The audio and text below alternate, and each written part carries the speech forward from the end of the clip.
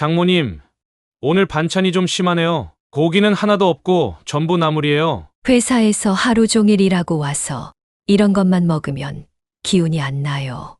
서준아, 오늘 아침에 장 보러 갔는데 고기가 신선해 보이지 않아서. 그럼 다른 데 가서 사오시면 되잖아요. 제가 매달 생활비 드리는데.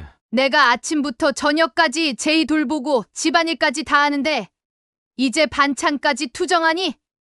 그럼 내일부터는 너희가 직접 장 봐서 요리해. 나는 제이만 돌볼게. 엄마, 왜 그렇게 예민하게 구는 거야? 서준이가 그냥 하는 말인데. 예민한 게 아니라 합당한 거야. 내가 노예야. 종일 애 보고 청소하고 빨래하고 요리하고. 그런데도 불평만 들으니 기운이 빠지는구나. 사연을 듣고 난 후 각자의 의견을 댓글로 남겨주시기 바랍니다. 사소한 댓글이라도 사연자분에게 큰 힘이 될 수 있습니다. 각색될 수 있고 사연자분의 입장에서 구성될 수 있습니다. 1990년 봄, 갑작스러운 재앙이 고두선 여사의 삶을 덮쳤습니다. 그녀의 남편이 일하던 조선소에서 대형 화재가 발생했고 다른 동료들을 구하려다 그만 목숨을 잃고 말았습니다. 당시 큰딸 미라는 5살, 작은딸 보라는 3살에 불과했습니다. 하늘이 무너지는 듯한 절망 속에서도 그녀는 슬픔에 빠져 있을 여유조차 없었습니다. 2 어린 딸들을 먹이고 입혀야 했기 때문입니다. 어떻게 아이에게 아빠가 다시는 돌아오지 않는다고 설명할 수 있을까요? 결국 그녀는 미라의 작은 손을 잡고 눈물만 흘렸습니다. 장례식을 치르고 나서야 현실이 실감났습니다. 남편이 남긴 보험금으로 당장의 생활은 가능했지만 2 아이를 키우기엔 턱없이 부족했습니다. 고두선 여사는 잠시도 지체할 수 없었습니다. 그녀가 할 수 있는 일을 찾아 발버둥 쳤고 마침내 부산 해운대 일대의 대형 오피스텔과 상가 건물 청소부로 취직했습니다. 매일 새벽 5시에 일어나 아이들 아침을 준비하고 이웃집 할머니께 아이들을 맡긴 뒤 출근했습니다. 오전 7시부터 오후 3시까지 빌딩 구석구석을 닦고 쓸며 하루를 보내고 아이들이 학교에서 돌아오기 전에 집으로 달려갔습니다. 그녀의 하루는 분 단위로 쪼개어 사용해야 했습니다. 두선 씨, 여기 화장실 바닥 다시 한번 볼래요? 아직도 찌든 때가 남아있네. 건물 관리인의 지시에 그녀는 묵묵히 다시 무릎을 꿇고 바닥을 닦았습니다. 손은 세제와 물에 불어 거칠어졌고 허리는 항상 아팠지만 그런 통증은 참을 수 있었습니다. 참을 수 없는 것은 사람들의 무시하는 시선이었습니다. 저기 청소하는 아줌마, 과불에 애들 둘 키우느라 고생한대. 저런, 불쌍해라. 남자 없이 애들 키우려면 얼마나 힘들겠어. 귓가에 들리는 수군거림에 그녀는 고개를 더 숙였습니다. 동정이든 멸시든 남의 시선은 그녀를 더 아프게 했습니다. 하지만 그녀는 자존심을 지키기 위해 누구에게도 도움을 청하지 않았습니다. 혼자서도 아이들을 잘 키울 수 있다는 것을 증명하고 싶었습니다. 저녁이면 그녀는 종종 이웃의 빨래를 대신 해주거나 문방구에서 아르바이트를 하며 추가 수입을 올렸습니다. 밤 10시가 넘어서야 집에 돌아오면 아이들은 대부분 잠들어 있었습니다. 그녀는 조용히 아이들의 얼굴을 쓰다듬으며 하루의 피로를 달랬습니다. 우리 미라, 보라, 엄마가 너무 바빠서 미안해. 하지만 곧 더 나아질 거야. 그녀는 아이들의 이불을 덮어주며 속삭였습니다. 때론 너무 지쳐 눈물이 날 때도 있었지만 그녀는 결코 포기하지 않았습니다. 봄, 여름, 가을, 겨울이 반복되는 동안 그녀는 쉼 없이 달렸습니다. 아이들이 학교에 들어가고 조금씩 자라나는 모습을 보는 것이 그녀의 유일한 기쁨이었습니다. 엄마, 오늘 선생님이 가족 그림 그리래. 나 아빠 얼굴이 잘 생각 안 나. 작은 딸 보라의 말에 그녀는 남편의 사진을 꺼내 보여주며 위로했습니다. 아빠는 하늘나라에서 우리 보라 지켜보고 있어. 그림 잘 그려서 아빠한테 보여드리자. 고두선 여사는 자신의 슬픔보다 아이들의 상처를 어루만지는 데 더 많은 에너지를 쏟았습니다. 그녀는 남편 없이도 두 딸이 씩씩하게 자라길 바랐습니다. 그리고 그 힘든 시간 속에서도 그녀는 조금씩 자신만의 단단함을 키워가고 있었습니다. 세월이 흐르며 두 자매는 마치 물과 기름처럼 완전히 다른 성향을 보이기 시작했습니다. 미라는 초등학교에 입학하면서부터 그녀의 고집불통 성격이 더욱 두드러졌습니다. 친구들 사이에서도 자기 의견만 강하게 주장하다 자주 다투었고, 집에서는 자신의 요구가 즉시 들어맞지 않으면 방바닥에 드러누워 발버둥치며 울음소리를 온 집안에 울려 퍼지게 했습니다. 10살 배기 미라가 학용품 하나 때문에 거실을 뒤집어 놓자 고두선 여사는 더 이상 참을 수 없었습니다. 그녀는 단호하게 미라의 팔을 잡아 방으로 들어가게 했습니다.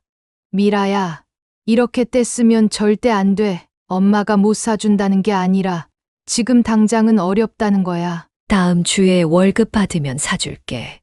다른 애들은 다 갖고 있는데 나만 없으면 내가 얼마나 창피한데. 엄마는 내 마음도 몰라주고. 세상의 모든 게 내 마음대로 되진 않아. 참고 기다릴 줄도 알아야 어른이 되는 거야. 고두선 여사는 단호한 태도로 미라를 훈육했지만 밤중에 혼자 일기를 쓸 때면 자신의 방식이 맞는지 의문이 들기도 했습니다. 내가 너무 엄하게 대하나 아이들에게 충분한 사랑을 주지 못하고 있는 건 아닐까. 그럴 때마다 그녀는 남편의 사진을 보며 마음의 위안을 구했습니다. 중학교에 진학한 미라는 더욱 예민해졌습니다. 특히 엄마의 직업에 대해 극도로 민감하게 반응했습니다. 어느 날 학교 친구들이 집 앞까지 놀러 왔다가 청소 도구를 들고 들어오는 고두선 여사를 목격한 후로 미라의 태도는 더욱 냉담해졌습니다. 엄마! 다시는 내 친구들 앞에 그런 모습으로 나타나지 마! 걔네들이 이제 날 어떻게 볼지 알아? 미라야, 내 직업이 뭐가 부끄러운 일이니? 이렇게라도 일해서 우리 식구 먹여 살리는데. 다른 애들 엄마들은 회사원이나 선생님인데 우리 엄마는 청소부 하니까 내가 어떻게 학교를 다니겠어? 앞으로 학교 오지 마, 절대로! 미라의 날카로운 말에 고두선 여사의 심장은 찢어지는 듯 했습니다. 그날 밤 그녀는 화장실에 숨어 소리 없이 흐느꼈습니다. 어린 딸에게 상처받는 일이 이토록 고통스러울 줄 몰랐습니다. 남편의 흑백 사진을 품에 안고 그녀는 밤새 잠을 이루지 못했습니다. 반면 작은 딸 보라는 마치 다른 세계에서 온 아이처럼 차분하고 이해심이 깊었습니다. 소리 지르며 떼쓰는 언니와 달리 보라는 항상 조용히 자신의 마음을 표현했습니다. 언니, 내 색연필도 가져갔어. 그거 숙제해야 하는데. 시끄러워! 내가 쓸 거니까 나중에 줄게. 그래, 다 쓰면 알려줘. 근데 내일까지 꼭 돌려줘. 응? 미라가 심술을 부려도 보라는 언제나 차분하게 대응했습니다. 고두선 여사가 두 딸 사이에 끼어들어 언니를 혼내려 할 때면 보라가 먼저 말렸습니다. 괜찮아요. 엄마, 언니도 숙제하느라 급한가 봐요. 제가 기다릴게요. 우리 보라, 너무 착하다만 그래도 내 물건인데 함부로 가져가게 하면 안 돼. 언니도 돌려줄 거예요. 걱정하지 마세요. 초등학교 4학년 때였습니다. 담임 선생님이 내가 가장 존경하는 사람에 대한 글짓기 숙제를 냈습니다. 보라는 망설임 없이 엄마에 대한 글을 썼습니다. 선생님은 그 글이 너무 감동적이어서 학급 게시판에 붙여놓았고 나중에 교내 글짓기 대회에도 나가 상을 받았습니다. 우리 엄마는 슈퍼히어로예요. 어떤 슈퍼맨보다도 더 강하고 어떤 원더우먼보다도 더 용감해요. 아빠가 하늘나라로 가신 후 엄마 혼자서 우리 형제를 키우느라 매일 새벽부터 밤늦게까지 일하시지만 집에 오시면 항상 웃으면서 우리를 안아주세요. 비가 오나 눈이 오나 한 번도 쉬지 않고 일하시는 엄마를 보면 세상에서 가장 대단한 분이라고 생각해요. 커서 저도 엄마처럼 강하고 따뜻한 사람이 될 거예요. 보라가 학교에서 돌아와 상장과 함께 그 글을 보여주었을 때 고두선 여사는 주체할 수 없는 눈물을 흘렸습니다. 모든 고단함과 서러움이 한순간에 녹아내리는 순간이었습니다. 우리 보라 이렇게 예쁜 마음을 어디서 배운 거니? 엄마한테요. 엄마가 항상 힘들어도 웃으면서 일하는 거 봤어요. 그녀는 보라를 꼭 안아주었습니다. 아이의 작은 어깨가 그녀의 눈물로 젖었습니다. 주말이면 보라는 집안일을 돕겠다며 쫓아다녔습니다. 빗자루보다 키가 작은 아이가 바닥을 쓸고 설거지를 하려고 발판을 가져다 놓는 모습이 안쓰러웠지만 그 마음만은 너무 고마웠습니다. 남편의 기일이 되면 쌀을 씻고 과일을 씻어 정성껏 차리는 것도 도왔습니다. 아빠, 저 보라예요. 엄마랑 언니랑 잘 지내요. 엄마가 너무 힘들어하실 때는 제가 안아드려요. 아빠도 하늘에서 우리 지켜봐 주세요. 어린 보라의 기도를 들으며 고두선 여사는 자신이 얼마나 복받은 사람인지 새삼 깨달았습니다. 한 아이의 방황이 가슴 아프게 했지만 또 다른 아이의 성숙함은 그녀에게 큰 위안이 되었습니다. 중학교를 마친 미라는 고등학교에 진학하면서 더욱 통제불능 상태에 빠져들었습니다. 교복 치마는 짧게 올리고 화장품 몰래 챙겨 가방에 넣어 학교에서 진한 화장을 했습니다. 공부는 뒷전이고 친구들과 어울리며 노래방과 당구장을 전전했습니다. 그녀의 성적표는 매 학기 바닥을 쳤습니다. 미라야, 학교에서 연락이 왔다. 또 수업 빠졌다며? 이번이 몇 번째야? 아, 진짜 귀찮게. 수업이 너무 지루해서 못 견디겠단 말이야. 듣고 있어도 하나도 안 들어와. 공부가 재밌으면 누가 고생하겠니? 그래도 최소한 학교는 가야지. 너 이러다 퇴학당한다. 그럼 더 좋겠네. 나 원래 대학 같은 거 안 갈 거야. 그냥 취업할 거라고. 고두선 여사는 어떻게든 미라를 바른 길로 인도하려 애썼지만 날이 갈수록 통제력을 잃어갔습니다. 그녀는 미라의 담임과 자주 상담했고 학교 상담사의 도움도 구했지만 별 효과가 없었습니다. 최악의 사태는 미라가 고1이 되던 해 겨울에 일어났습니다. 그날 밤 11시가 넘었는데도 미라는 집에 돌아오지 않았습니다. 휴대폰은 꺼져 있고 친구들에게 연락해봐도 어디에 있는지 알 수 없었습니다. 초조함에 떨던 그녀는 자정 무렵 현관문이 열리는 소리를 들었습니다. 이 시간에 어디서 오는 거야? 전화는 왜 안 받고? 현관에 서 있던 미라는 비틀거리며 신발을 벗지도 못한 채 벽에 기대어 있었습니다. 코를 찌르는 술 냄새가 진동했습니다. 엄마, 나 좀 피곤해. 내일 얘기하자. 너 술 마셨니? 미라의 눈은 초점을 잃고 있었고 얼굴은 붉게 달아올라 있었습니다. 고두선 여사는 충격에 휩싸였습니다. 아직 16살, 법적으로 술을 마실 나이도 안 된 딸이 만취 상태로 집에 돌아온 것입니다. 누가 너한테 술을 줬어? 누구랑 마신 거야? 아, 몰라. 아는 오빠들이 잘 챙겨줬어. 재밌었어. 그녀는 그 자리에서 쓰러질 듯한 미라를 부축해 욕실로 데려갔습니다. 찬물로 세수를 시키고 토하게 한 뒤 겨우 방에 눕혔습니다.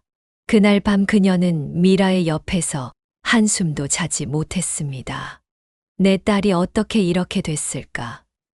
혹시 나쁜 사람들한테 이용당하는 건 아닐까?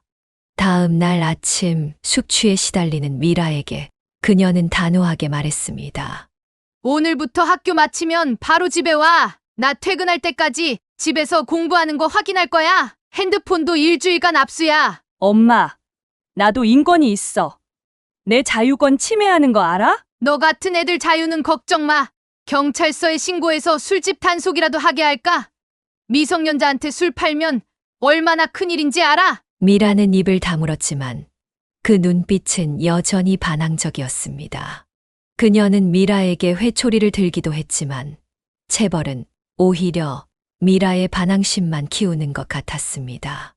주변에서는 홀어머니 밑에서 자라서 그런다는 수군거림이 들려왔고 그 소리가 그녀의 가슴을 더욱 아프게 했습니다. 다행히 고3이 되자 미라는 조금씩 변화의 기미를 보였습니다. 진로 고민이 시작되면서 미래에 대한 불안감이 그녀를 책상 앞으로 이끌었던 것 같습니다. 밤늦게까지 공부하는 모습은 아니었지만 적어도 학교는 빠지지 않고 다녔습니다. 미라야, 너 요즘 많이 달라졌다. 무슨 일 있니? 별거 아니야. 그냥 졸업하고 뭐 할지 좀 생각해봤어. 나도 대학은 가야 할 것 같아서. 고두선 여사는 미라의 변화에 안도했지만 이미 2년 넘게 방황한 시간을 만회하긴 역부족이었습니다. 결국 미라는 지방의 작은 전문대학에 겨우 진학했습니다. 반면 보라는 학창시절 내내 모범생의 길을 걸었습니다. 중학교 시절부터 공부에 재능을 보였고 고등학교에서는 늘 상위권을 유지했습니다. 밤늦게까지 공부하는 딸을 위해 고두선 여사는 따뜻한 우유와 간식을 챙겨주곤 했습니다. 보라야, 너무 무리하지 마. 건강이 제일이야. 괜찮아요. 엄마 조금만 더 하면 원하는 대학 갈 수 있을 것 같아요. 엄마 고생한 만큼 제가 보답해야죠. 너는 그냥 건강하게 자라는 것만으로도 엄마한테 큰 선물이야. 노력의 결실로 보라는 부산의 명문대학교 경영학과에 합격했습니다. 합격 소식을 들은 날 고두선 여사는 평소 아끼던 돈을 털어 특별히 갈비찜을 해주며 축하해 주었습니다. 대학생이 된 두 자매의 격차는 더욱 벌어졌습니다. 미라는 전문대에서도 학업에 열중하지 않고 아르바이트와 놀기에 바빴습니다. 겨우 졸업한 후에는 작은 중소기업 사무직으로 취직했지만 직장 생활도 오래 유지하지 못했습니다. 보라가 명문대학에서 우수한 성적으로 공부하며 공무원 시험을 준비한다는 소식에 미라는 심한 열등감을 느꼈습니다. 그녀는 종종 집에 와서 보라에게 시비를 걸었습니다. 야, 명문대 나온다고 뭐가 달라? 결국 여자는 시집 가면 그만이야. 그렇게 공부해서 뭐 하게? 언니, 왜 자꾸 그런 말을 해?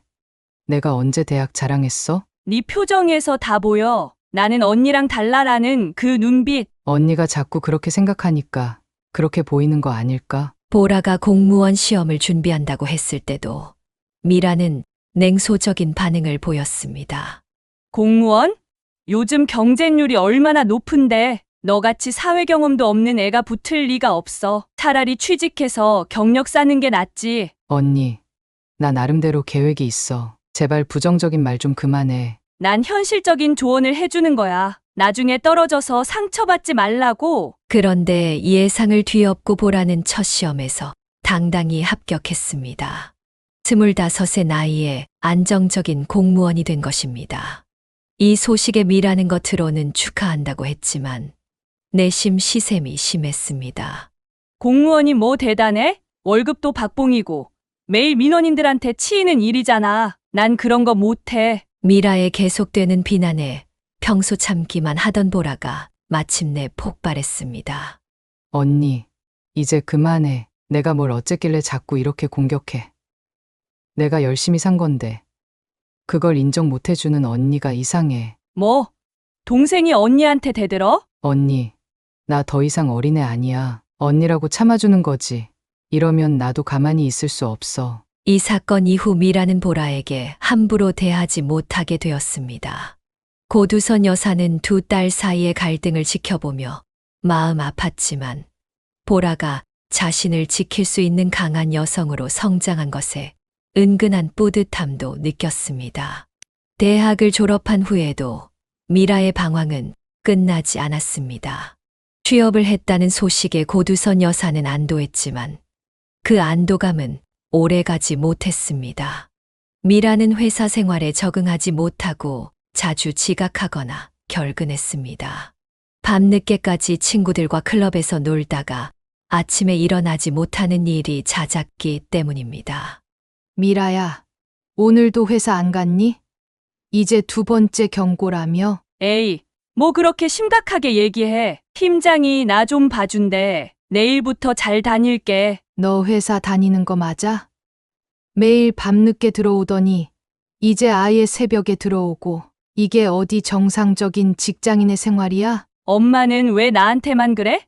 보라도 회식한다고 늦게 들어오잖아. 보라는 일찍 출근해서 늦게 퇴근하는 거지. 너처럼 술 마시고 춤추러 다니는 게 아니라고. 고두선 여사는 미라의 행동에 점점 인내심이 바닥나고 있었습니다.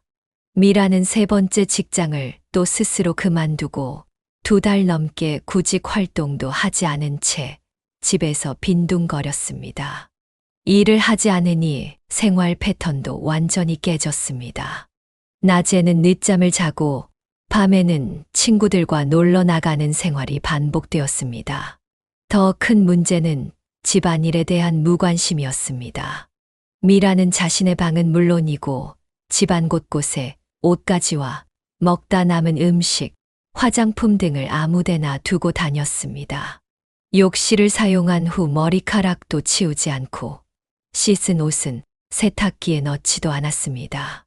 모든 뒤치다꺼리는 고두선 여사와 가끔 집에 오는 보라의 몫이었습니다. 어느 일요일 아침 고두선 여사는 부엌에서 설거지를 하다가 미라가 어젯밤 친구들과 야식으로 시켜 먹고 그대로 방치해 둔 치킨 상자와 맥주 캔들을 발견했습니다. 그녀의 인내심은 한계에 도달했습니다. 미라야, 나와봐. 당장. 늦잠을 자고 있던 미라가 부스스한 모습으로 방에서 나왔습니다. 왜 그래, 엄마? 아침부터 소리 지르고. 이게 뭐니? 이렇게 더럽게 놔두고 자. 이제 30 다 되어가는 성인이 이게 말이 돼? 아, 나중에 치우려고 했어. 너무 피곤해서 일단 자려고. 나중에? 언제? 내가 언제 스스로 치운 적 있어? 나랑 보라가 다 해주길 바라지? 미라는 짜증스러운 표정으로 대답했습니다. 됐어. 치우면 되잖아. 뭘 그렇게 예민하게 구냐. 그 무심한 태도에 고두선 여사는 더 이상 참을 수 없었습니다. 그녀는 미라를 바라보며 단호하게 말했습니다. 이제 독립해라. 나가서 내 집 마련해서 살아. 뭐? 갑자기 왜 그래? 나 지금 돈도 없고 취직도 안 됐는데. 그런 말 할 때가 아니야. 내가 언제까지 이렇게 살 거니? 철들어야지. 이제 취직해서 독립할 나이야. 엄마, 내가 어디 갈 곳이 있어? 돈도 없는데 어떻게 나가라고? 내가 아빠 없이 자랐다고 계속 봐줬는데 이제는 더 이상 안 되겠다. 30살이 다 되어가는데 아직도 이 모양이면 앞으로는 더 심해질 거야. 1달 안에 나가. 고두선 여사의 결심은 확고했습니다. 미라가 울며 불며 매달렸지만 그녀는 단호하게 마음을 굳혔습니다. 어린 시절부터 아빠 없이 자랐다는 미안함에 너무 많이 봐주고 감싸준 게 오히려 아이를 망친 것 같다는 생각이 들었기 때문입니다. 엄마, 제발, 나 어떻게 살라고 이러는 거야. 내가 혼자 살아보면 인생이 뭔지 알게 될 거야. 밥벌이가 얼마나 힘든지, 빨래와 청소가 저절로 되는 게 아니라는 걸 깨닫게 될 거고. 결국 미라는 친구의 도움으로 작은 원룸을 구해 독립하게 되었습니다. 처음에는 성질을 부리며 나갔지만 독립 후 일주일도 안 되어 전화로 하소연을 시작했습니다. 엄마, 밥 해 먹기가 너무 귀찮아. 편의점 음식만 먹으니까 속이 다 버려. 빨래도 너무 힘들어. 이걸 일일이 세탁기에 넣고 말리고 개고 어떻게 이렇게 일이 많아? 고두선 여사는 미라의 하소연을 들으면서도 단호하게 대응했습니다.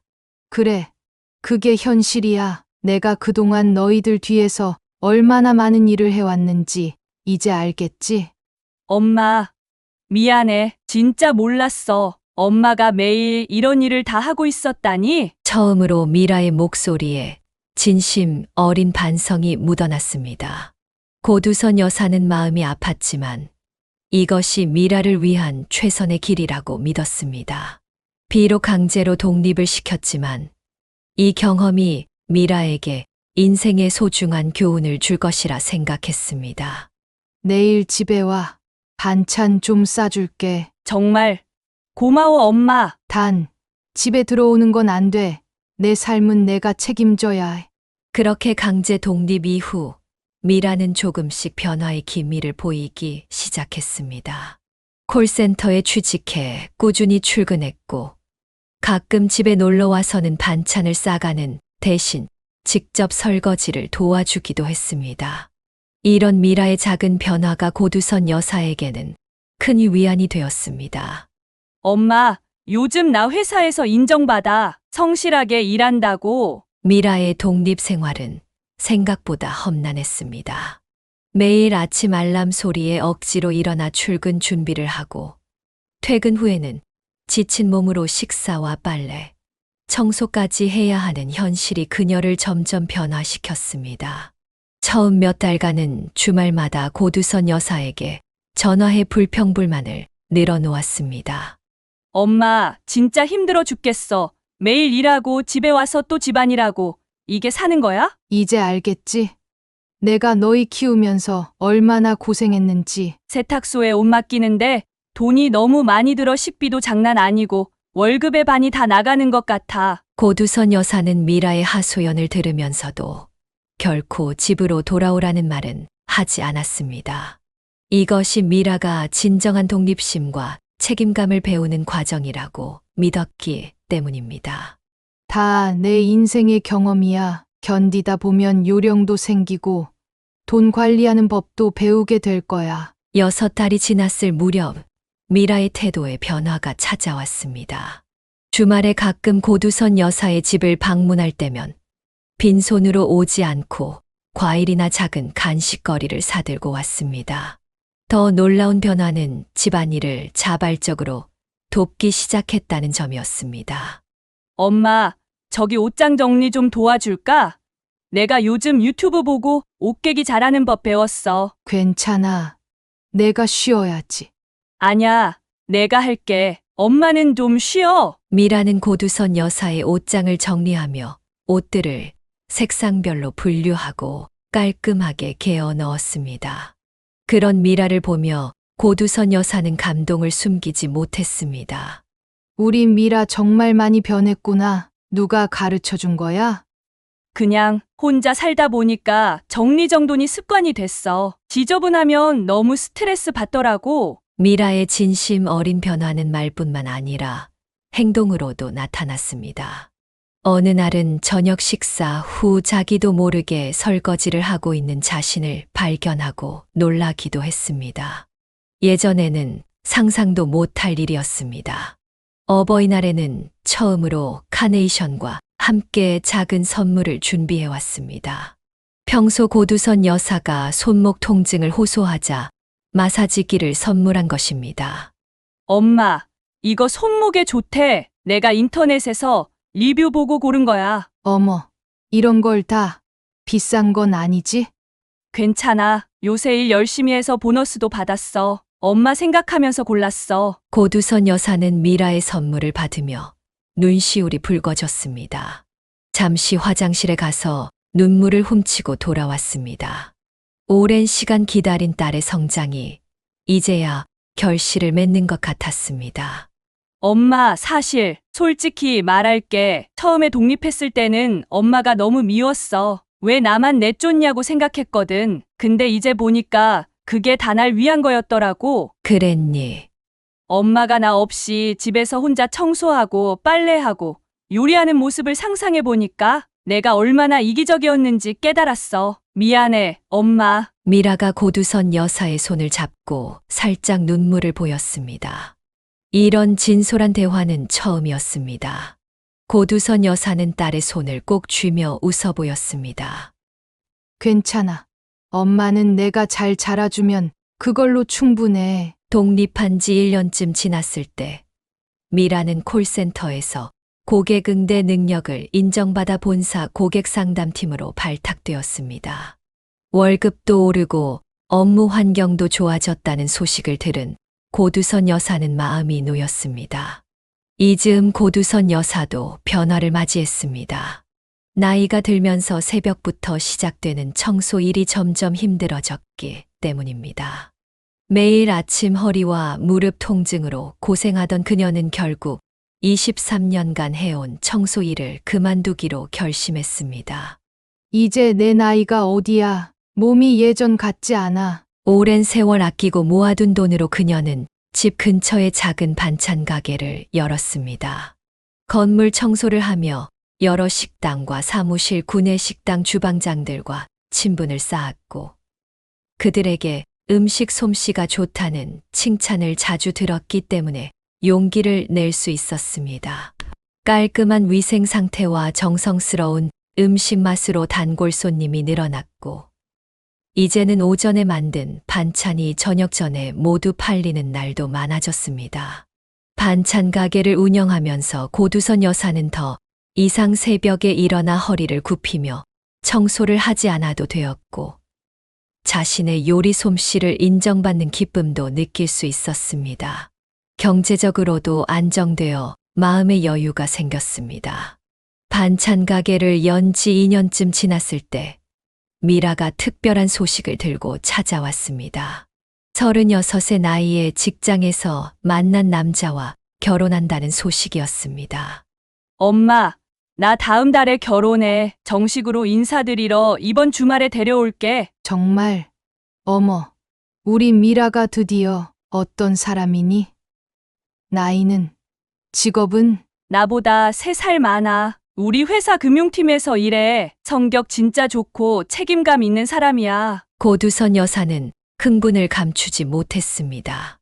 늦게라도 제대로 된 짝을 만나 결혼한다는 소식에 안도감이 밀려왔습니다. 그동안의 걱정과 한숨이 한순간에 사라지는 기분이었습니다.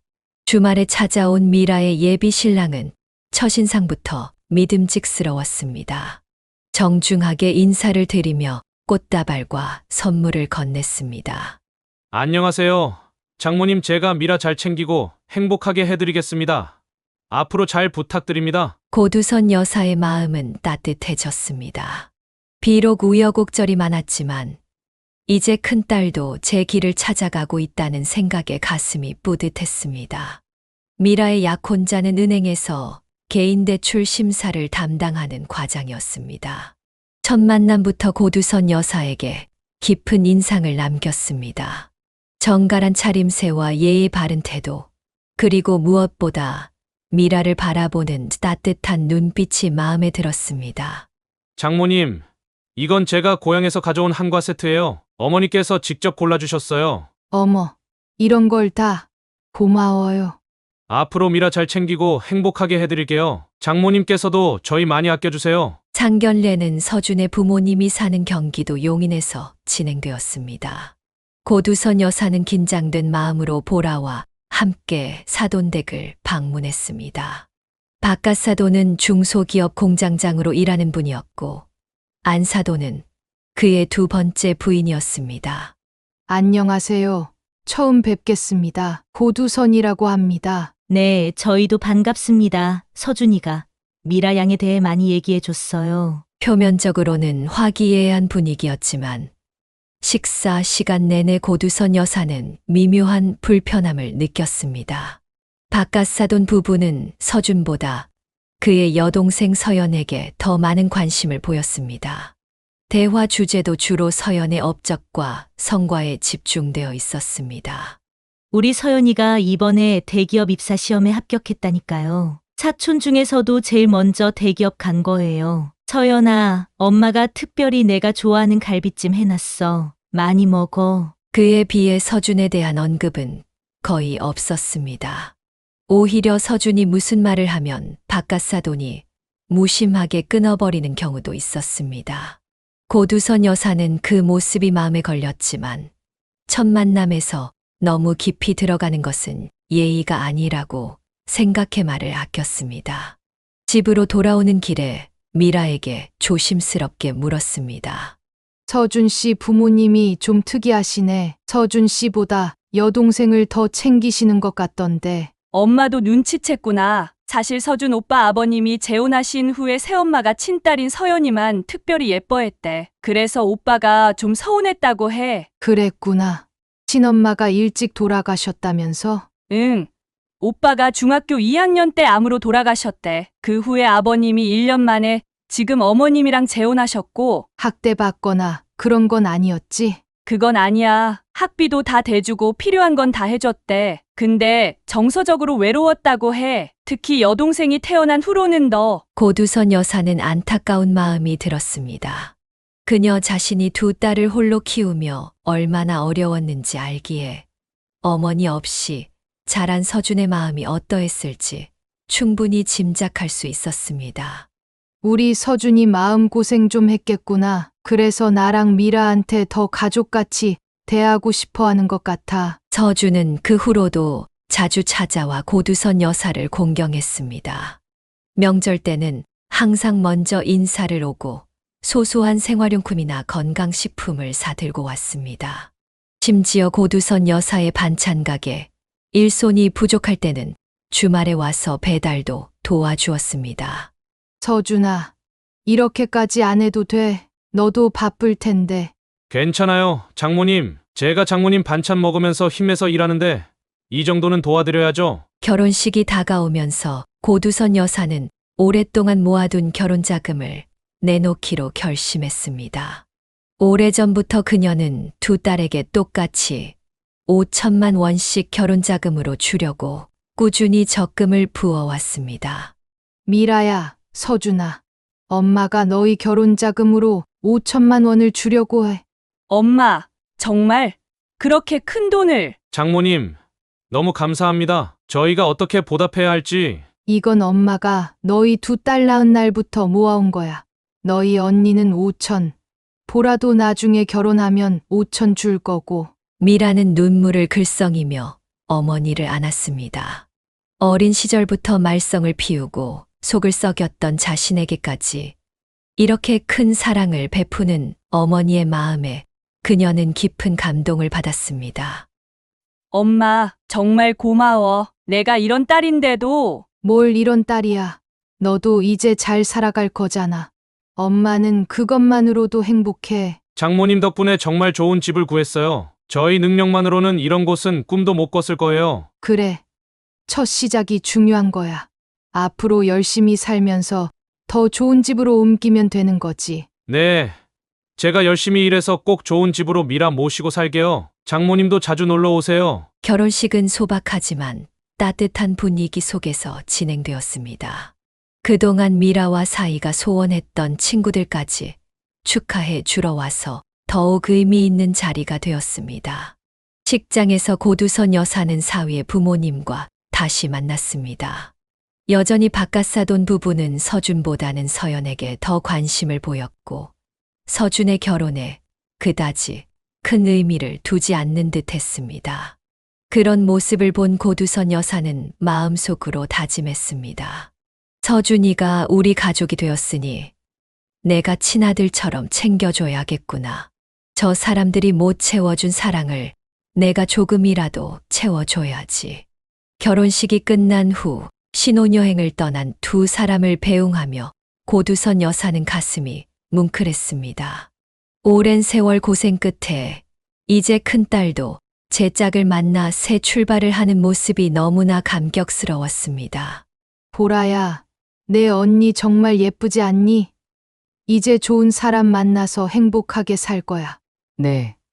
엄마 서준 오빠 정말 좋은 사람 같아요. 언니 잘 챙겨줄 것 같아요. 그래. 엄마도 그렇게 생각해. 이제 내 차례만 남았네. 어머, 엄마. 저 아직 일에 집중하고 싶은데요. 그렇게 고두선 여사 가족에 새로운 식구가 추가되었습니다. 처음으로 맞이하는 남자 식구였지만 고두선 여사는 서준을 금세 자신의 가족처럼 편안하게 대해 주었습니다. 아버지 없이 자란 두 딸에게 남자의 존재가 얼마나 중요한지 알았기에 고두선 여사는 서준이 좋은 사위이자 보라에게는 좋은 형이 되어주길 바랐습니다. 결혼 생활 1년이 갓 지났을 무렵 미라로부터 기쁜 소식이 전해졌습니다. 평소와 달리 긴장한 목소리로 전화를 걸어온 미라는 말을 더듬었습니다. 엄마, 나 그게 임신했어. 2달 됐대. 전화기 너머로 들리는 소식에 고두선 여사의 가슴은 벅차올랐습니다. 첫 손주의 소식이었습니다. 그녀는 감격의 목소리가 떨렸습니다. 정말 우리 미라가 엄마가 된다고? 아이고, 이게 얼마나 기쁜 일이야. 서준이도 알아? 응. 어제 같이 병원 가서 확인했어. 오빠가 더 좋아하더라. 아빠 된다고 어쩔 줄 모르겠다고. 당장 고두선 여사는 미란의 집으로 달려갔습니다. 가는 길에 마트에 들러 영양제와 과일, 임산부용 간식거리까지 한아름 사들고 갔습니다. 미라와 서준은 아직 얼떨떨한 표정으로 그녀를 맞이했습니다.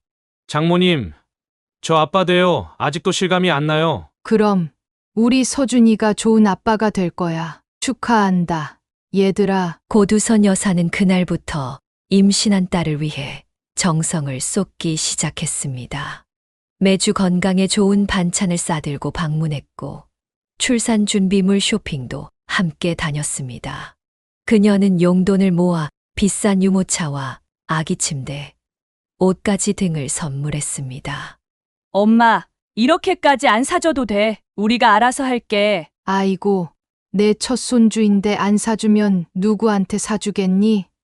내가 이런 거 사주는 거 평생 꿈꿔왔어. 장모님, 저희보다 더 신경 써주셔서 정말 감사해요. 저희 부모님은 아직 실감을 못 하시는지 별 반응이 없으세요. 서준의 말을 들으며 고두선 여사는 더욱 정성을 다했습니다.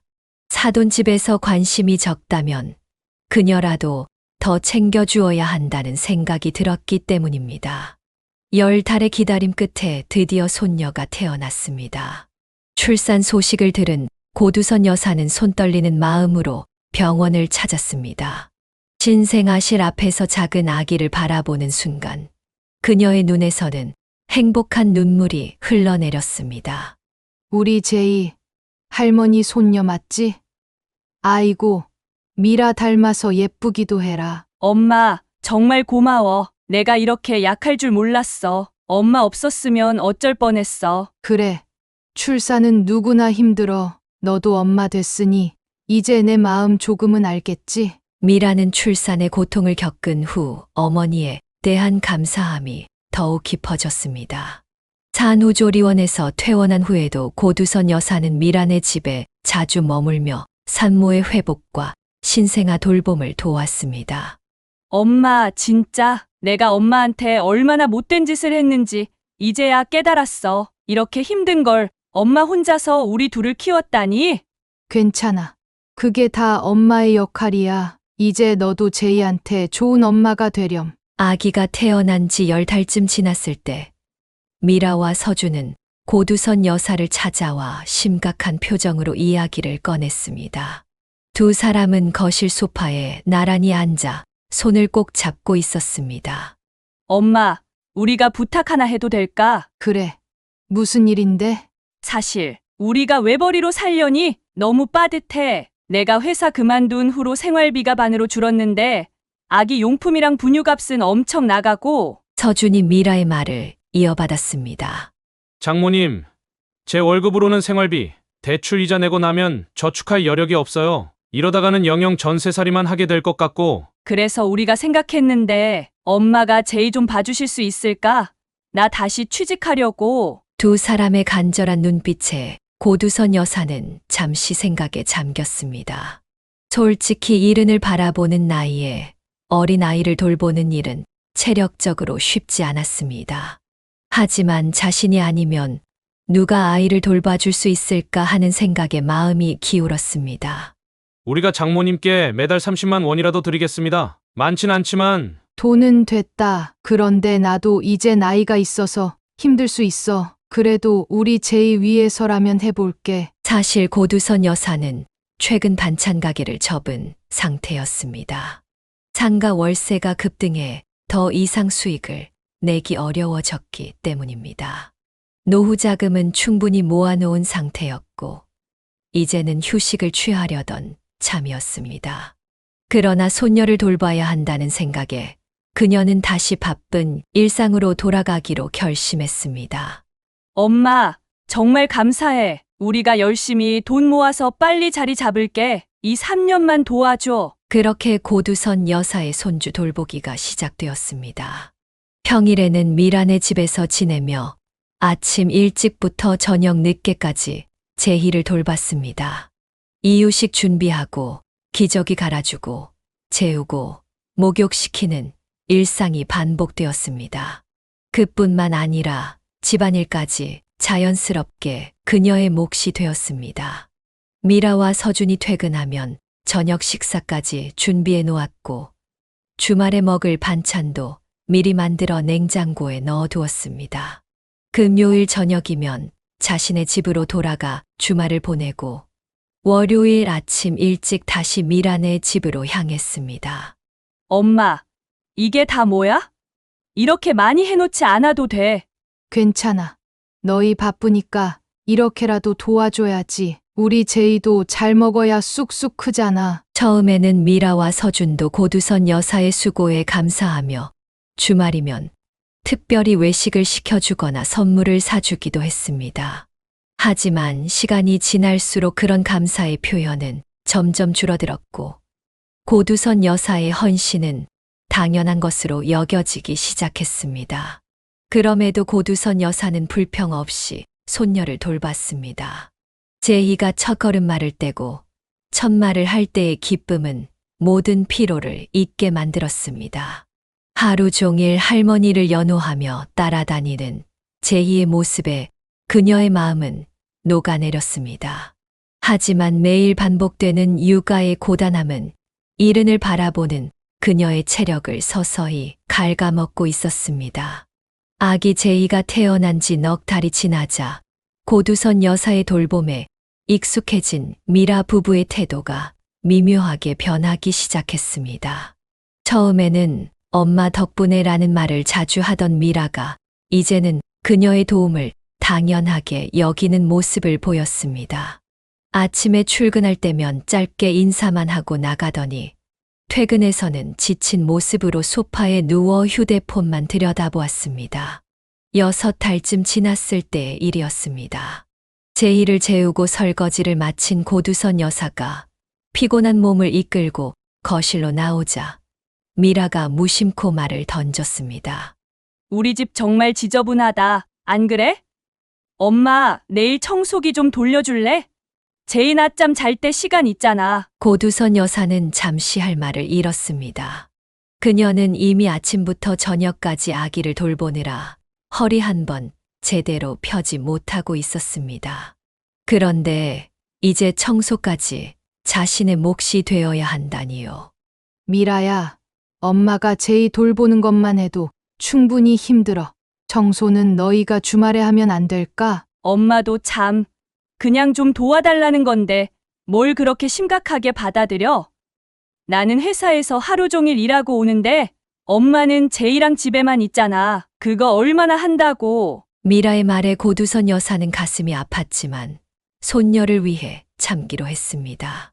그날부터 그녀의 일과에 청소가 추가되었고 점차 빨래, 설거지까지 모든 집안일이 그녀의 책임이 되어갔습니다.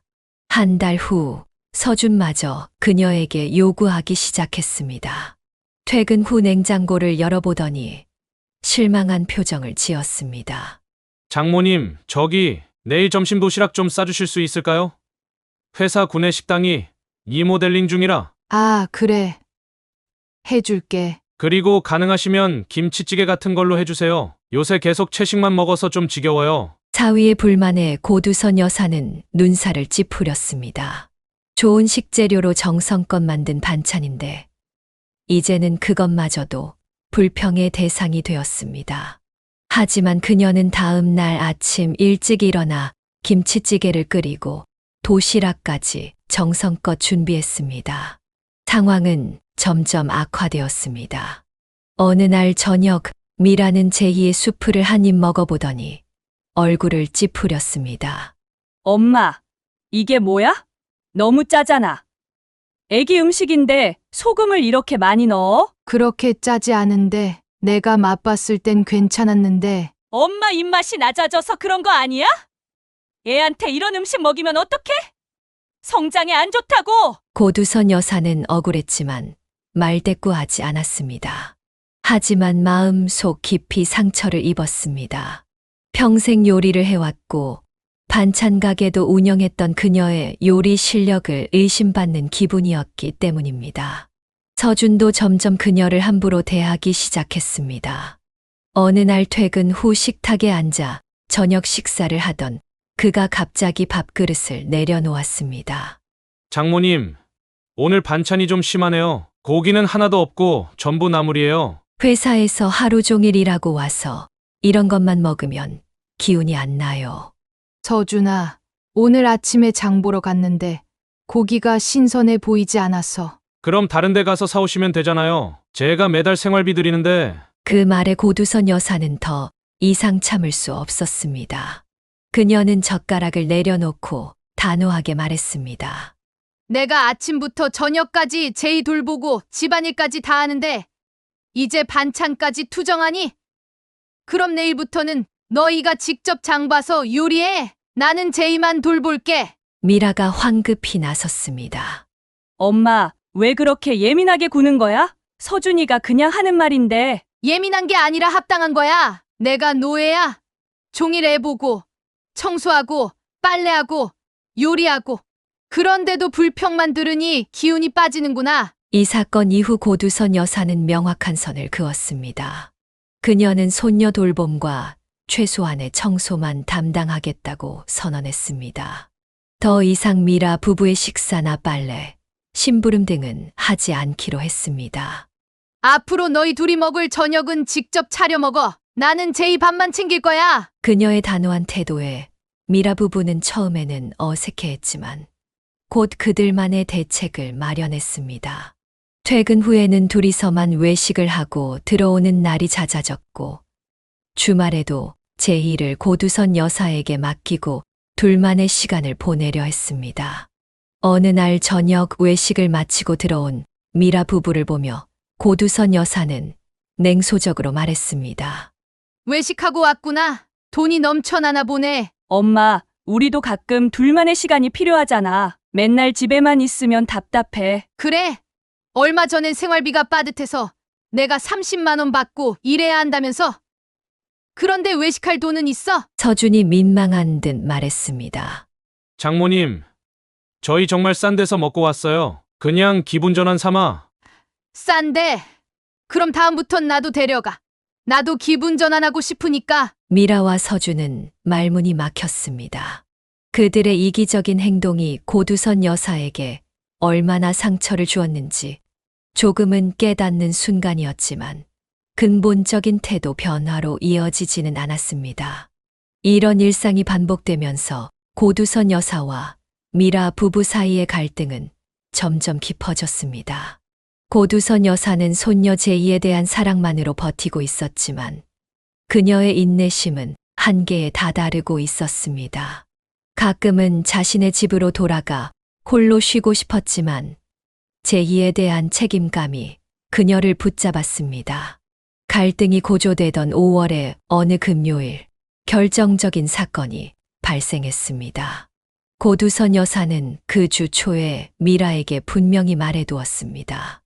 이번 주말은 허리 통증이 심해져서 자신의 집에서 쉬어야 한다고 말입니다. 오랜 육아 스트레스와 집안일로 그녀의 건강은 점점 악화되고 있었습니다.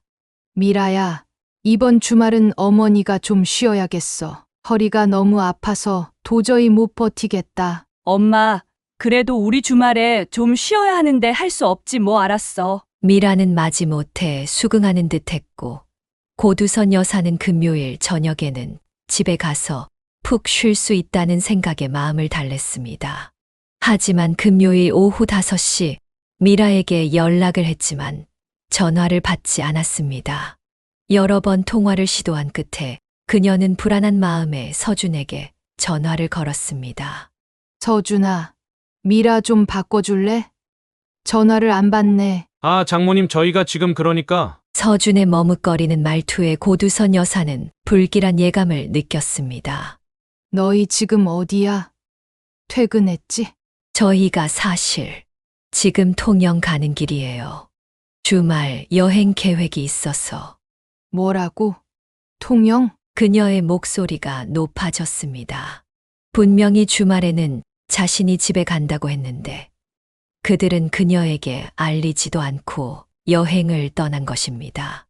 누가 제이를 봐? 너희 둘이 그냥 가버리면 애는 어쩌라고? 그 순간 미라가 전화를 건네받았습니다.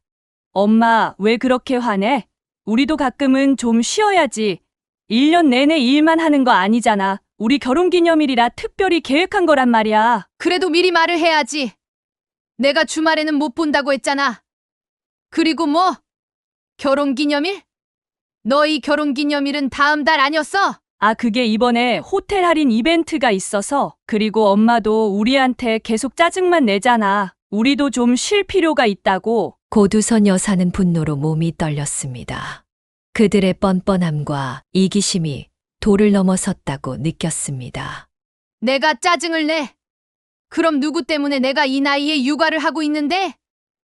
이제 와서 그런 말을 해? 엄마, 우리 이제 출발했으니까 어쩔 수 없잖아. 일요일 저녁에는 돌아갈게. 제이 잘 부탁해. 제이 좋아하는 간식은 냉장고 2번째 칸에 있어. 미라의 무책임한 태도에 고두선 여사는 할 말을 잃었습니다. 그녀의 건강이나 계획은 전혀 고려하지 않은 채 자신들의 즐거움만 생각하는 딸 부부에게 깊은 실망감을 느꼈습니다. 엄마도 딸이 이렇게 행복하게 여행 가는 거 좋잖아. 내가 평생 애만 보다 늙어 죽었으면 좋겠어? 그게 아니라 내가 왜 내 상황은 전혀 고려하지 않는 거야? 난 인간이 아니야? 아이 참, 엄마도 너무 예민하게 구는 거 아니야? 어차피 엄마도 집에 가도 혼자 있을 거잖아. 차라리 제이랑 같이 있는 게 더 좋지 않아? 말문이 막힌 고두선 여사는 더 이상 대화를 이어갈 수 없다고 판단하고 전화를 끊었습니다. 그들의 뻔뻔함에 화가 났지만 결국 제희를 홀로 둘 수는 없었습니다. 그녀는 어쩔 수 없이 주말 내내 제희를 돌보며 허리 통증을 참아야 했습니다. 작은 딸 보라에게는 이 사실을 알리지 않았습니다. 보라가 알면 미라에게 화를 낼 것이고 그러면 가족 간의 갈등이 더 커질 것이기 때문입니다. 대신 이번 주말은 원래 미라네 집에 있기로 했어 라고 둘러댔습니다. 주말 내내 제이를 돌보며 청소와 빨래, 설거지를 모두 미뤄둔 채 최소한의 집안일만 했습니다. 그녀의 마음속에는 분노가 쌓여갔지만 제희를 위해 표정 관리를 했습니다. 일요일 저녁 8시 미라 부부가 돌아왔습니다. 그들의 얼굴에는 여행의 즐거움이 남아 있었고 손에는 작은 봉지 하나를 들고 있었습니다. 엄마 다녀왔어. 제이는 잘 있었어? 그래, 잘 있었어. 냉랭한 고두선 여사의 반응에 미라는 어색한 웃음을 지었습니다. 이거 엄마 주려고 가져온 거야. 미라가 건넨 것은 뜯긴 꿀빵 봉지였습니다. 이미 몇 개는 먹은 듯 했습니다. 고두선 여사는 말없이 그것을 받았습니다. 서준이 주방으로 가더니 놀란 목소리로 외쳤습니다. 어머, 이게 뭐예요? 설거지도 안 하고 쓰레기도 안 버리고 장모님, 왜 이런 걸 다 방치해 놓으셨어요? 그 말에 고두선 여사의 인내심이 한계에 달했습니다. 내가 왜 너희 더러운 그릇을 치워야 되지? 너희 둘이 목요일 밤에 배달 음식 시켜 먹고 그대로 방치한 거잖아. 나도 제이 보는 것만으로도 충분히 힘들어. 서준은 어이없다는 표정으로 미라를 쳐다봤습니다. 당신이 분명히 장모님께 설거지 부탁했다며? 아니, 엄마가 자기가 알아서 한다고 해서. 미라의 거짓말에 고두선 여사는 더욱 화가 났습니다. 그때 미라가 치명적인 한마디를 내뱉었습니다. 솔직히 엄마, 집안일이 뭐가 그렇게 힘들다고 그래? 평생 청소랑 빨래만 했으면서 청소부 일하면서 온갖 더러운 것도 다 치웠잖아. 그런데 왜 자기 딸 집은 못 치워줘? 그리고 엄마 때문에 내가 어릴 때 얼마나 창피했는지 알아? 너네 엄마 청소부지. 이런 소리 듣는 거 이제라도 나 좀 도와주면 안 돼? 매달 30만 원이나 주는데. 고두선 여사는 그 말에 온몸이 얼어붙는 느낌이었습니다. 그녀의 평생 희생과 노력이 단지 그딴 집안일로 폄하되고 자신의 직업이 여전히 딸에게 부끄러움의 대상이라는 사실이 가슴을 찢었습니다. 그리고 30만 원이라는 말은 그녀의 모성애와 희생을 단순한 거래, 관계로 격화시키는 모욕이었습니다. 순간적인 분노에 그녀는 손에 들고 있던 호두과자 봉지를 미라의 얼굴을 향해 던졌습니다. 이딴 걸 선물이라고 가져와? 너나 실컷 먹어. 내 마음씨만큼이나 싸구려야? 엄마, 왜 이래? 미쳤어? 미친 게 아니라 정신이 드는 거야. 이제 알겠다. 난 너한테 그냥 공짜 보모일 뿐이구나. 내가 평생 널 키우고 사랑해준 게 다 소용없었어. 미라는 당황한 표정으로 서준을 쳐다봤습니다. 서준이 나서려 했지만 고두선 여사는 손을 들어 그를 막았습니다. 오늘부로 난 더 이상 제의를 안 봐줄 거야. 내일 아침에 내 짐 챙겨서 돌아갈 테니 다른 사람 구해. 어린이집이든 베이비시터든 알아서 해. 엄마, 갑자기 그러면 우리는 어떡하라고? 내일 당장 출근해야 하는데. 그건 너희 문제야. 부모 마음도 모르는 자식 도울 이유가 없어. 미라는 갑자기 태도를 바꿔 애원하는 목소리로 말했습니다. 엄마, 내가 잘못했어. 순간 화가 나서 그런 말 한 거야. 엄마 없으면 우리 정말 못 살아. 제발. 그만해. 내가 진심으로 미안해하는 게 아니라 당장 급해서 그러는 거잖아. 넌 앞으로도 똑같을 거야. 나한테 해준 것도 보라한테 했고 결혼 자금도 주겠다고? 내가 너희 똑같이 사랑했어. 하지만 넌 그 사랑을 당연하게만 여겼지. 고두선 여사는 단호하게 짐을 챙기기 시작했습니다. 그녀의 결심은 확고했습니다.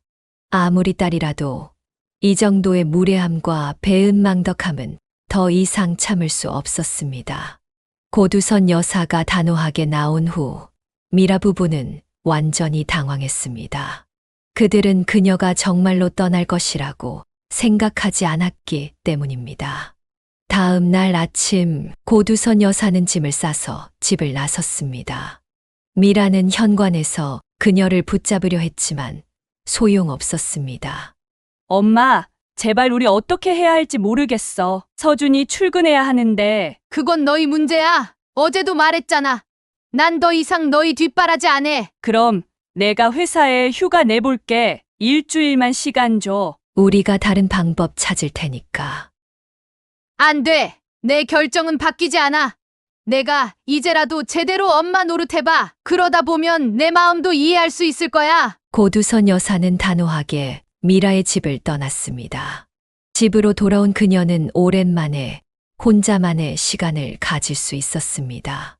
조용한 집에서 그동안의 피로가 한꺼번에 밀려왔고 그녀는 하루 종일 깊은 잠에 빠졌습니다. 그날 오후 미라로부터 연속해서 전화가 왔지만 고두선 여사는 받지 않았습니다. 저녁에는 서준까지 전화를 걸어왔습니다. 장모님, 정말 죄송합니다. 저희가 너무 이기적이었어요. 월급을 50만 원으로 올려드릴게요. 제발 한 번만 더 기회를 주세요. 이보게, 이건 돈 문제가 아니야. 내가 식모인가? 사람에는 한계가 있는 법이야. 장모님, 저희가 진심으로 반성하고 있어요. 미라도 많이 울고 있고 제이도 할머니를 찾아요. 제이 때문에 마음이 아프긴 하지만 이건 너희가 책임져야 할 문제야. 내가 없어도 잘 키울 수 있을 거야. 그녀의 단호한 태도에 서준과 미라는 결국 다른 대안을 찾아야 했습니다. 며칠 후 미라는 문자를 보냈습니다. 엄마, 우리가 제이 어린이집 자리 구했어. 출근 시간 조정해서 내가 데려다주고 서준이가 데려오기로 했어. 엄마 없이도 잘 살 거니까 걱정 마. 고두선 여사는 그 메시지에 담긴 원망의 기색을 느꼈지만 답장하지 않았습니다. 그들이 스스로 문제를 해결하는 것이 결국은 모두에게 좋은 일이라고 생각했기 때문입니다. 그 사이 보라에게 모든 이야기가 전해졌습니다. 어느 저녁 퇴근 후 보라가 분노에 차서 고두선 여사의 집을 찾아왔습니다. 엄마, 언니네 집에 갔다 왔어. 그 인간들이 대체 무슨 짓을 한 거야? 내가 너무 화가 나서 말도 제대로 못했어. 보라야, 엄마가 말리려고 했는데 넌 어떻게 알았니? 언니가 내게 전화해서 엄마가 갑자기 제이 안 봐준다고 했대. 그래서 내가 이유를 물었지. 말을 돌리길래 직접 가봤어. 보라는 미라의 집에 가서 크게 싸웠다고 했습니다. 심지어 결혼 선물로 줬던 고급 오븐까지 들고 왔습니다. 그 비싼 오븐은 왜 가져왔어? 내가 선물한 거잖아. 그런 인간들한테 내 정성 들인 선물 놔두고 싶지 않았어. 그리고 언니한테 확실히 말했어. 2번 다시 언니라고 부르지 않겠다고. 엄마를 이렇게 이용하고 상처 준 사람은 내 가족이 아니라고. 고두선 여사는 보라의 격한 반응에 마음이 아팠지만 한편으로는 자신을 위해 그렇게까지 분노해 주는 딸이 있다는 것에 위안을 받았습니다. 보라야, 그래도 언니니까 너무 심하게 말하진 말았어야지. 엄마, 왜 아직도 언니 편을 들어요? 언니가 평생 엄마 뒤에서 엄마 직업 비웃고 엄마 희생만 요구하고 그런데도 엄마는 계속 참고 봐주고 정말 이해 못해요. 그 후로 미라는 몇 번 더 연락을 시도했지만 고두선 여사는 단호하게 거절했습니다. 미라의 핸드폰 번호를 차단하진 않았지만 그녀의 문자에 답장하지 않았습니다. 엄마, 제이가 할머니 보고 싶대. 한 번만 봐주면 안 될까? 그런 문자에도 고두선 여사는 냉정함을 유지했습니다. 제이가 보고 싶은 마음은 컸지만 미라에게 또다시 이용당하고 싶지 않았기 때문입니다. 시간이 흘러 고두선 여사의 생활은 조금씩 안정을 찾아갔습니다. 집 근처 복지관에서 요리 강좌를 듣기도 하고 오랫동안 만나지 못했던 친구들도 다시 만나기 시작했습니다.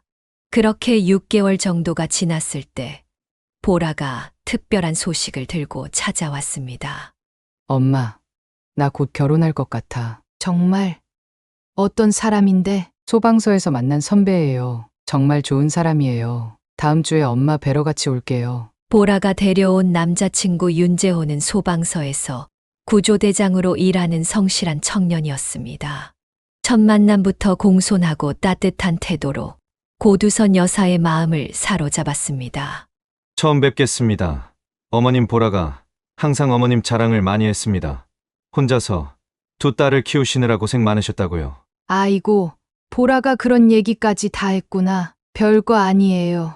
아닙니다. 정말 대단하신 것 같아요. 저도 어릴 때 어머니를 일찍 여의고 할머니 손에 자라서 어머님 같은 분이 얼마나 위대한지 잘 알고 있습니다. 재호의 진솔한 이야기에 고두선 여사는 마음이 따뜻해졌습니다.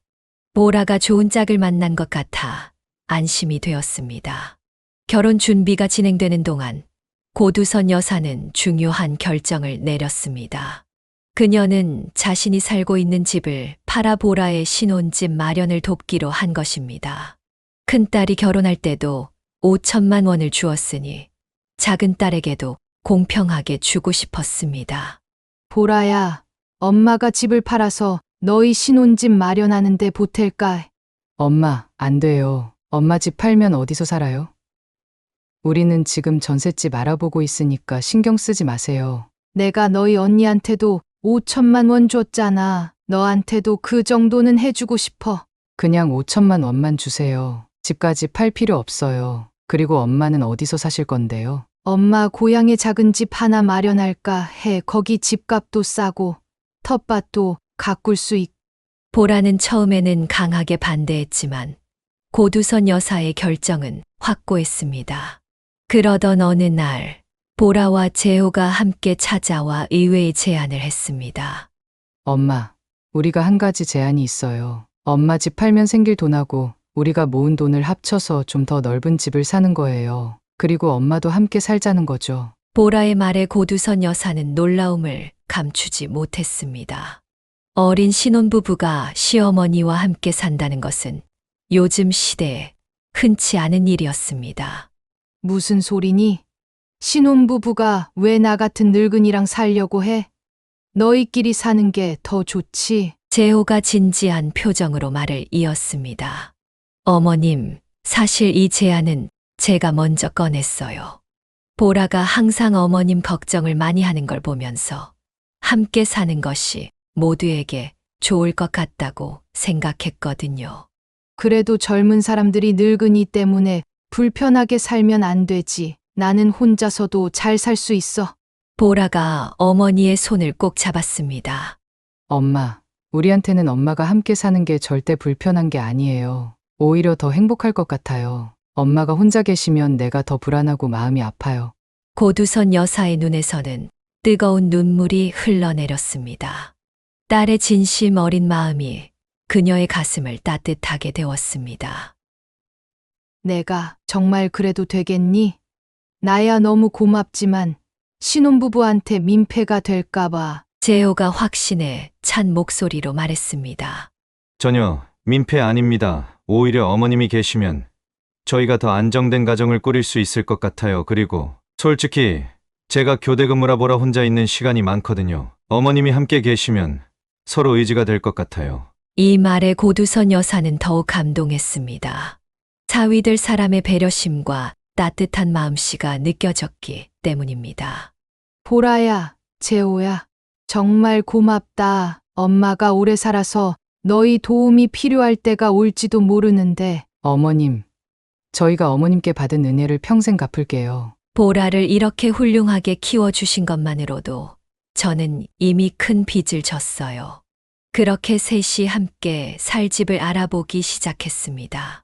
고두선 여사의 집을 팔고 보라와 재호가 모은 돈을 합쳐 부산 해운대 근처에 넓고 깨끗한 아파트를 구할 수 있었습니다.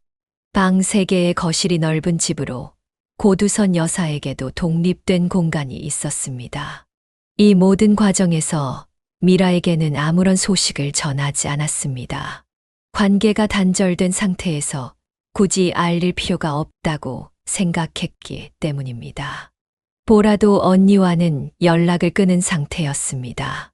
새 집으로 이사한 지 일주일 후 예상치 못한 방문객이 찾아왔습니다.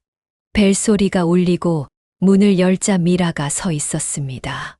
그녀의 얼굴은 분노로 일그러져 있었습니다. 엄마, 어떻게 된 거야? 갑자기 집을 팔아? 그것도 나한테는 한마디 말도 없이? 고두선 여사는 놀랐지만 침착하게 대응했습니다. 내가 어떻게 알고 왔니? 동네 아는 언니가 엄마네 집에 이사 온 사람들 봤대. 엄마가 집 팔고 보라네랑 산다는 얘기도 들었고, 그래서 부동산에 가서 물어보니까 이 주소를 알려주더라. 미라의 목소리는 점점 높아졌습니다. 내가 엄마 딸 아니야?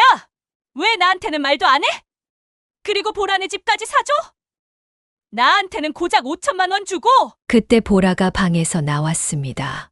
언니를 보자 그녀의 표정도 굳어졌습니다. 왜 왔어? 우리 집 주소는 어떻게 알았어? 내가 지금 우리 집이라고 했니? 엄마 돈으로 산 집인데.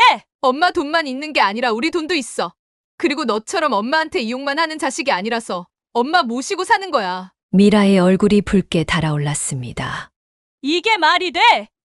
엄마, 어떻게 나한테는 고작 5천만 원 주고 보라한테는 아파트를 사줄 수가 있어? 이건 명백한 차별이잖아. 고두선 여사는 더 이상 참을 수 없었습니다. 그동안 쌓아온 분노가 한꺼번에 폭발했습니다. 차별. 샘내기 전에 내 행동부터 돌아봐. 내 동생은 나한테 얼마나 잘해줬는데. 보라와 재호가 먼저 나한테 같이 살자고 제안했어. 내가 그렇게 한 적 있니? 오히려 나를 공짜 부모 취급했지. 보라는 나한테 잘해준 만큼 보답받은 거고, 넌 나한테 잘못한 만큼 외면당한 거야. 미라는 어머니의 단호한 태도에 잠시 말문이 막혔지만 곧 다시 화를 내기 시작했습니다. 그래, 난 항상 엄마한테 미운 딸이었지. 내가 뭘 그렇게 잘못했다고 이런 대우를 받아야 해? 난 엄마 딸 아니야? 보라만 딸이야? 그때 재호가 현관에 나타났습니다. 그는 조용하지만 단호한 목소리로 말했습니다. 미라 씨, 이제 그만하셨으면 좋겠습니다. 어머님께서 많이 상처받고 계세요. 더 이상 이런 식으로 소란을 피우시면 경찰에 신고할 수밖에 없습니다. 뭐? 당신이 누군데 나한테 그런 말을 해? 내가 엄마랑 얘기하는데 끼어들지 마! 보라가 언니 앞을 가로막았습니다. 이제 그만해. 우리 집에서 나가줘. 더 이상 엄마 마음 아프게 하지 마. 내가 감히 나한테 나가라고? 내가 왜 나가야 해? 여기 엄마 집이잖아! 아니, 여기는 우리 집이야. 등기부등본 확인해 볼래? 우리 셋 공동 명의로 되어 있어. 더 이상 소란 피우면 진짜 경찰 부를 거야. 결국 미라는 분노와 억울함을 사귀지 못한 채 쫓겨나다시피 집을 나갔습니다. 문이 닫히자 고두선 여사는 소파에 앉아 한숨을 내쉬었습니다. 미안해, 보라야. 엄마 때문에 너희가 이런 일을. 엄마, 전혀 미안해하지 마세요. 언니가 잘못한 거예요. 언니는 항상 자기만 생각하잖아요. 재호도 고두선 여사를 위로했습니다. 어머님, 너무 마음 쓰지 마세요. 가족이란 서로 아끼고 존중하는 사이여야 하는데 미라 씨는 그걸 모르는 것 같아요. 그 후로 미라는 보라의 결혼식에도 참석하지 않았습니다. 고두선 여사는 딸의 불참이 아쉽고 마음 아팠지만 보라와 재호의 따뜻한 배려 속에서 점차 상처를 치유해 나갔습니다. 그녀는 이제 진정한 가족의 의미를 다시 한번 깨닫게 되었습니다. 보라와 재호의 결혼식 이후 고두선 여사의 삶은 평온함과 기쁨으로 가득 찼습니다. 세 사람은 서로를 배려하며 조화롭게 한 집에서 지냈고 가끔 일어나는 사소한 마찰도 대화로 해결하는 건강한 가정을 이루었습니다. 특히 재호는 소방관으로서의 강인함과는 달리 집에서는 누구보다 다정하고 세심한 모습을 보여주었습니다. 어머님, 오늘은 제가 저녁 준비할게요. 어머님이랑 보라는 좀 쉬세요. 아이고, 내가 힘든 일 하고 왔는데 무슨 요리까지 하려고 그래? 어머님은 맨날 저희 먹을 것 해주시는데 가끔은 제가 대접해야죠. 재호는 말뿐만 아니라 행동으로도 고두선 여사를 공경했습니다. 그는 자신의 어린 시절 이야기를 들려주며 할머니 손에 자란 경험 때문에 나이 든 분들의 지혜와 인생 경험을 존중하게 되었다고 말했습니다. 주말이면 고두선 여사를 모시고 드라이브를 가거나 그녀가 좋아하는 산책로를 함께 걷기도 했습니다. 함께 살기 시작한 지 1년이 채 되지 않아 보라가 임신 소식을 전했습니다. 병원에서 확인을 받고 돌아온 보라는 눈물을 글썽이며 어머니를 안았습니다. 엄마, 나 임신했어. 2달 됐대. 아이고, 정말. 우리 보라가 엄마가 된다니. 재호는 덜 나위 없이 기뻐하며 고두선 여사의 손을 꼭 잡았습니다. 어머님, 이제 진짜 가족이 다 모였네요. 저는 이런 행복이 꿈만 같아요. 그날 저녁 세 사람은 특별한 자리를 마련했습니다. 장모님, 제가 이런 행복을 누릴 수 있는 건 전부 장모님 덕분이에요. 장모님이 보라를 이렇게 훌륭하게 키워주셨기에 지금 이런 천사 같은 아기도 저희에게 찾아온 거잖아요. 정말 감사드립니다. 고두선 여사는 재호의 진심 어린 말에 눈시울을 붉혔습니다. 그동안의 고생이 결코 헛되지 않았다는 생각이 들었습니다.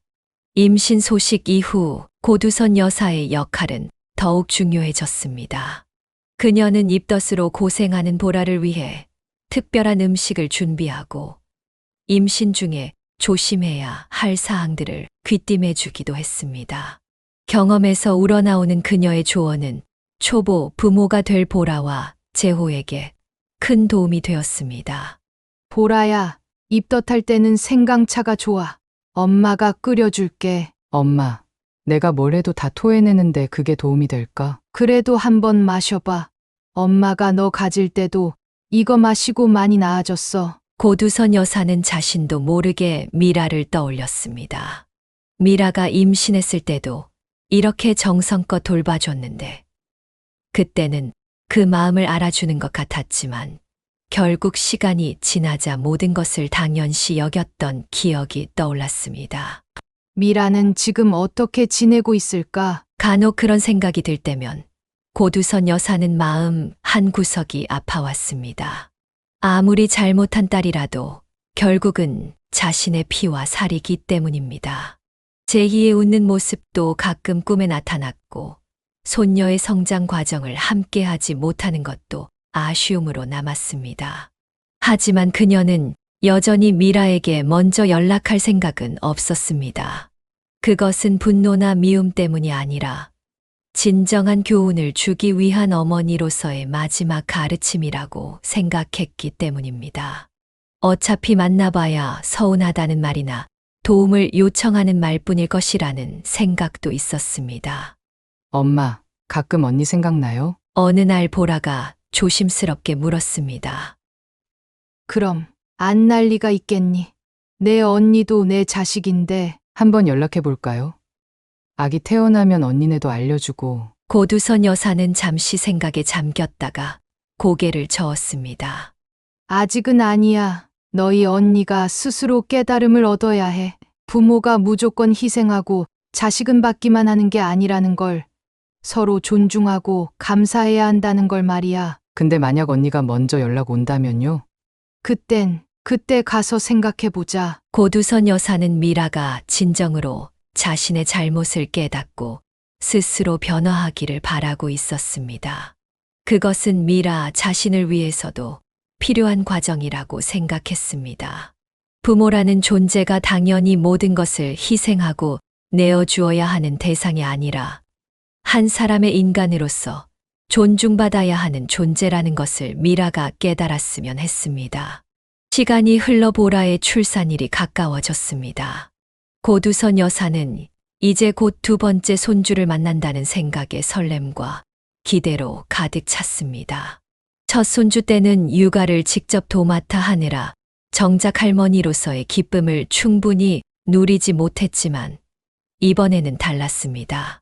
그녀는 진정한 의미의 할머니 역할을 할 수 있었습니다. 엄마, 우리 아기 태어나면 엄마가 이름 지어주세요. 그래도 될까? 요즘 젊은 사람들은 장명소도 가고 그러던데. 저희는 엄마가 지어준 이름이 더 의미 있을 것 같아요. 엄마가 우리 가족의 중심이니까요. 고두선 여사는 보라의 배를 쓰다듬으며 미소 지었습니다. 그녀는 이제 자신의 삶이 무의미하지 않았다는 것을 깨달았습니다. 오랜 세월 힘들게 살아왔지만 지금의 행복이 그 모든 고통의 대가라고 생각하니 감사함이 밀려왔습니다. 엄마, 우리 재호 오빠가 엄마 생신에 깜짝 선물 준비한다고 뭔가 몰래 계획 중이에요. 절대 모르는 척 해주세요. 아이고, 그 바쁜 사람이 뭘 또 그런 걸 준비해. 같이 밥 한 끼 먹는 것만으로도 충분한데. 엄마가 얼마나 소중한 분인데요. 우리가 평생 갚아도 부족할 은혜예요. 그렇게 고두선 여사는 작은 딸 가족과 함께 하루하루를 소중하게 살아가고 있습니다. 과거의 상처는 아직 완전히 아물지 않았지만 현재의 행복이 그 아픔을 조금씩 치유해주고 있었습니다. 그녀는 언젠가 미라도 진정한 가족의 의미를 깨닫고 돌아오길 조용히 기다리고 있습니다. 사연을 듣고 댓글을 남겨주시기 바랍니다. 사소한 의견일지라도 사연자분에게는 큰 힘이 됩니다. 노골적인 악성 댓글은 사연자분에게 상처가 될 수 있으니 삼가주시기 바랍니다.